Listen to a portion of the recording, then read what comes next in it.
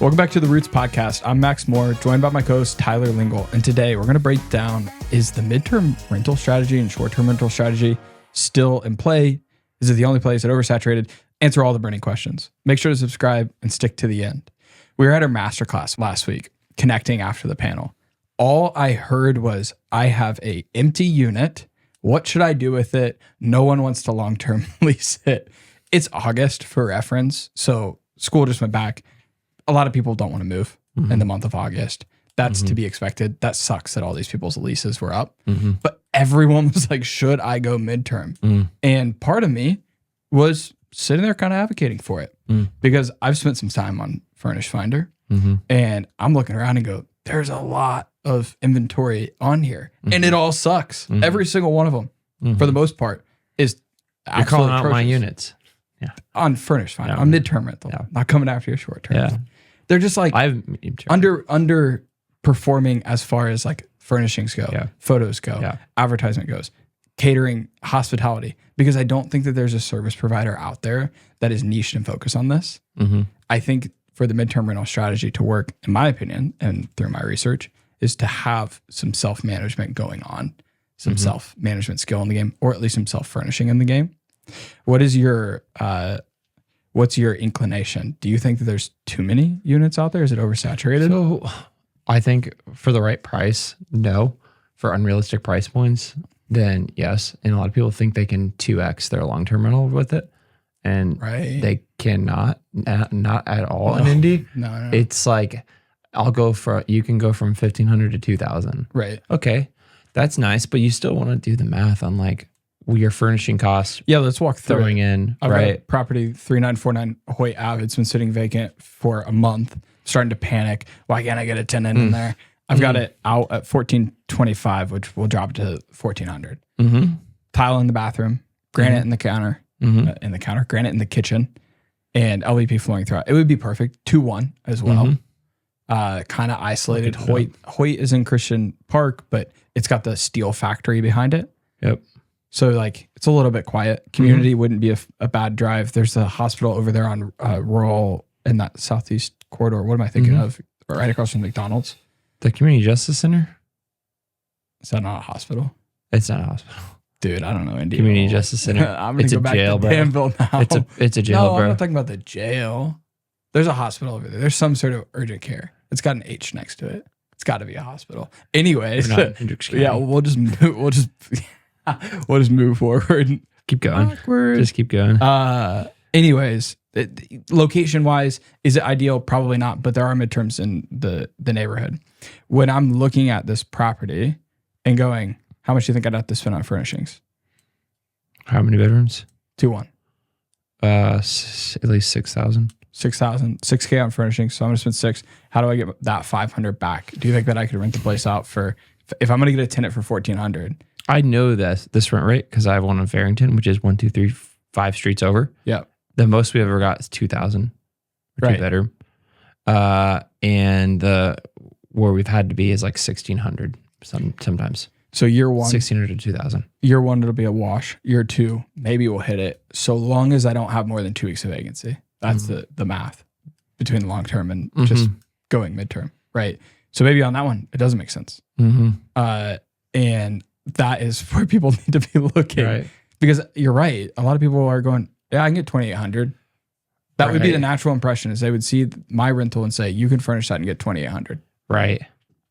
No, that'd be not what you can get. Right. You can get 1,900. Right.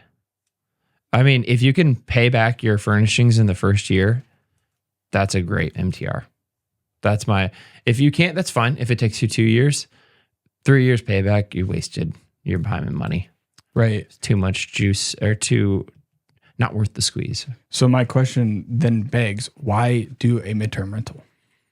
Well, I'll tell you why, because we do have one that's been fully booked since it started. And I've fully outsourced the management to an employee we know. And it was at 900. Now we have at 1,500. And it's the same tenant. They're on their third go around. Great. So, and we've had inquiries between then. So the 1-1 that could rent for like 800, 900, like they go up to the floor is like 1,200 or so, but for a really well furnished one, you can get 1,500 pretty easy. For some reason, that number for a single person, because of what they make, is like easy. They're just like 1,500. I don't care. Yep, it's good. If it's in a good neighborhood, you're gonna get 1,500, and that is a large spread. So for me, it's the cash flow on this unit is actually strong. Like I'm literally making good money from that. It's my only rental that I'm like, this cash flow is great, Right. because it has that MTR unit. It's a 4-unit property. One of them's an MTR, so I'm not doing them all MTR, but I've thought about it at this point. Using it as a flex option. Right. So I think the sentiment is not insane cash flow, boom, to go MTR that I think a lot of people are expecting. Yeah. You may have a stronger tenant pool, and maybe I was wrong in the beginning. It's not about the furnishings and the photos. It's all about the price. Maybe everything I'm seeing on Furnished Finders is way overpriced. With the right combination of all of them, right? Yeah. Look, location is so important. Location is just the wrong street, just a little off. Like my Rookwood, nothing. No inquiries, no anything. Not a single bite because it's too close to 38th. Broadway, crazy. People all want to be there. It's near North Side. Location is incredibly important. And the pictures, I do think, are not as important as when you're listing a property on the market. Obviously, you know that. Yeah. But yeah, they're kind of like an afterthought. Like they got to be good enough to be I'm just looking at it from they're coming to an unfamiliar city. Right. To stay. Like I think that you have to have some good advertising coupled with good rent rate and good location. I think that's you should do MTR if you live in Indianapolis and you can pay back your furniture within a year and a half. And you want to get into the weeds a little bit with operation. You're a perfect candidate to MTR and you have a property in Class B area. If you check all those boxes, go do it. Yeah. So it sounds like everybody that's at MasterClass should go make those MTRs. A lot of people should. And I hope not all of them do, because right now the supply demand is like ideal. Right. It's ideal. We could veer. There's just a lot of them out there. When I look at Furnished Finder, I'm like, there's a lot. How the heck are there this? But you got to think, this skyscraper they're building, guess what? Those are almost all those workers are temp workers. Lebanon, Leap District, tons of workers, temp workers. Right. And they're all renting these. We had Guy East on talking about insurance, getting out into the donut counties. It's been a ripple of phone calls that I've gotten. Like, should I go and buy an Avon, just like set this up? And that strategy on midterm rental scares me more than going urban for nurses, because you're waiting for somebody to have a bad day. Right. You're going to get way more rent. Yeah. When it happens. You get all your cash flow in one booking. Right. That seems except for Lebanon, which is a little more like, well, that's it's just going places. But I agree. The insurance, you're right. Yeah, that's super. You got to have spotty. 2 pools, I think. Right. To be able to pull it in. What about short terms right now? What are you seeing buying a? I will say the 2 that have been on Airbnb this year have been highest occupancy, but the prices are not increasing. Staying concurrent. Average daily rate is, if anything, going down. And people in. This is gonna be like a clickbaity reel probably, but like it's we're still getting traveling, but it's like the supply is so high because it's unrestricted in Indy. Well, there's permitting, but there's no restrictions, that it's just like the market's at an equilibrium, which like it's a guest friendly market. But that being said, I think that you have to go high head count and you tear it up, 5 beds, high head count. That's how you get the $1,000 a night lease days. And then you're really cranking on the good months.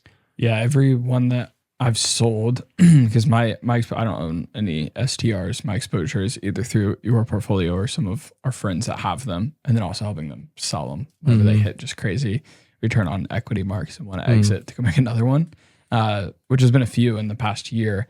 Every single one has been like over 70K top line. Everyone has been over 4 beds. Yeah. And that seems to be because if you look on AirDNA, like 60% of them are 3 beds. Yeah. Most are 3 beds. We have a surplus of 3 beds. But there's not that many. If you look at 5 beds, sliver, like a tiny sliver, and occupancy through the roof, especially on big stays. So everybody that's doing rent by the room should go buy some furnishings and throw them up on Airbnb, is what you're saying. Yeah, if they're close to downtown or close to Grand Park, absolutely. Pull the lever. Yeah. Well, the last thing I'll say is that Morse Revenue property really opened my eyes to Westfield and the north side. Yeah. Large home on the north side. If it's close to Grand Park or Morse Reservoir, you probably want to be on the water if you're going to do this, which is hard. Yeah. It's totally restricted. An HOA. Yeah. That made, on a bad year with bad photos, 109,000 top line last year. That's wild. This year on track for 130, 5-bed Airbnb. Yeah. I just sold one in Noblesville. Mm-hmm. $70K, $340K purchase price. Shout out costs. Nick getting the deal done. Owner retains management, already has history there, already knows the property like the back of their hand, and doing it at a fantastic rate. He just got like an absolute win. We're on closing day. I'm looking at how much he has to wire to title. And I texted him, I said, you're literally going to get all your money back in year one for your down payment. Like what cash on cash rental long term? And I was like, how was that? Is he buying in cash?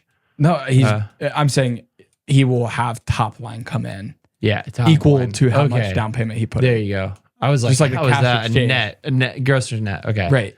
Yeah. Like still wild. Because that's 3 or 4 years that he will have it all then paid out likely. Right. When I buy long-term rentals, there's a 10K diff. You know, who should be looking for a short-term rental? Yeah, it should be somebody that's connected with a existing short-term operator if you are out of state. Yeah. And getting them to continue management. Most will. And if they won't, then they're selling for all the wrong manager. reasons. You're right. It has to be the manager. I think it's funny. These people are watching Rob Episolo or whatever, trying to like recreate the wheel and like set up their whole STR operation when they live in Arizona. I don't know what you're doing. Go buy an Arizona short-term rental. Right. Go buy a California short-term rental. Stop trying to do it in Indy. You don't know anything about the city and the underlying, short-term rental market. Right. You don't. So you partner with someone. There are great operators here. Yeah. You got to partner with them. More likely than not, it's just you need to park your money in a turnkey. Which I think is why it is buying a turnkey short-term rental. I think that's okay as long as you have the right management team behind it. And if you are local, in my opinion, who should be buying them is somebody who is passionate about hospitality. Yes. And okay to jump into that. Yes. You do not get into this game, once again, just like we talk about for flipping. Don't flip homes unless you love flipping homes. It's a job. You're subscribing to a part-time job where you will get texts about remote batteries at 9 p.m. Yeah. I mean, this leads into another good rule of thumb, which we can cap off this episode with, which is form that relationship with the manager very early in the education planning stage, not as an afterthought. Hey, let's toss it over to X company that we all have in our minds who would do a bad job. We have some great referral partners, T&H, Property Partners, Hoosier Homes. They sponsor our events, but they do a hell of a job. So build that relationship, get on a call with them. You got to get people who care about you, care about tenants, and care about properties and have investment experience themselves. It's so important. So thanks for watching. Please subscribe. Come out to our next masterclass.